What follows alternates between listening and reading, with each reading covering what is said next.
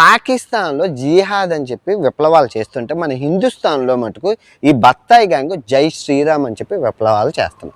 ఒక ఆడ రాక్షసి ఎదురుపడి లక్ష్మణునితో తనతో వ్యభిచరించమని అడుగుతుంది. లక్ష్మణుడు ఆమె చెవులు, ముక్కు, స్తనములు కోసేస్తాడు. లచ్చా, నీకిదే పనా?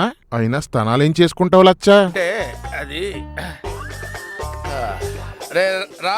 ఇంకా ముందుకు వెళ్ళగా కబంధుడు అనే భారీ రాక్షసుడు కనిపిస్తాడు. అతని చేతులు ఒక్కొక్కటి 12 కిలోమీటర్ల పొడుగు. అతని తల పొట్ట మీద, నుదురు గుండె దగ్గర ఉండి నుదుటిపై ఒంటి కన్నుతో ఒళ్ళంతా నిక్కబొడిచిన వెంట్రుకలతో ఉన్నాడు. నా చిన్నప్పుడు చదివిన చందమామ కథలే సొల్లనుకున్నాను. భూమి పుట్టిన తర్వాత లోకంలో రాయబడిన కల్పిత పుస్తకాలు, సరదాగా చెప్పుకునే సొల్లు కథలు అన్నిటికన్నా రామాయణమే నెంబర్ 1. డొల్లలో రామాయణానికి ఏది సాటి? సొల్లులో రామాయణమే మేటి.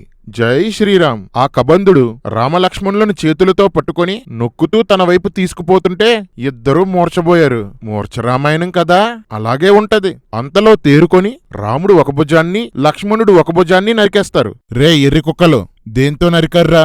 వాడి భుజాల దగ్గర వీళ్ళ కత్తులెంతుంటాయిరా? చెప్పారులేరా సొల్లు పురాణం, దాని పేరే రామాయణం.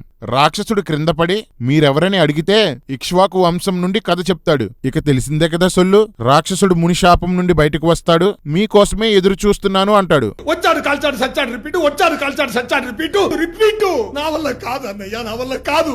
సీతని వెతకడంలో సహాయపడమని కబంధుణ్ణి రాముడు వేడుకుంటాడు. అప్పుడు కబంధుడు కిష్కిందలో వాలి సుగ్రీవులనే అన్నదమ్ములుండేవారు. వాలి సుగ్రీవుణ్ణి కిష్కింద నుండి పంపేశాడు. సుగ్రీవుణ్ణి కలుసుకో, సీతని వెతకడంలో అతడు సహాయపడతాడని చెప్తాడు. మీరు పశ్చిమ దిశగా వెళ్తుంటే మాతంగి మహర్షి ఆశ్రమం వస్తుంది. ఆ వనంలో మునుల చెమట గాలికి ఎగిరి చెట్ల మీద పడి పువ్వులుగా మారాయి. అవి ఎప్పటికీ వాడిపోవు అని చెప్తాడు.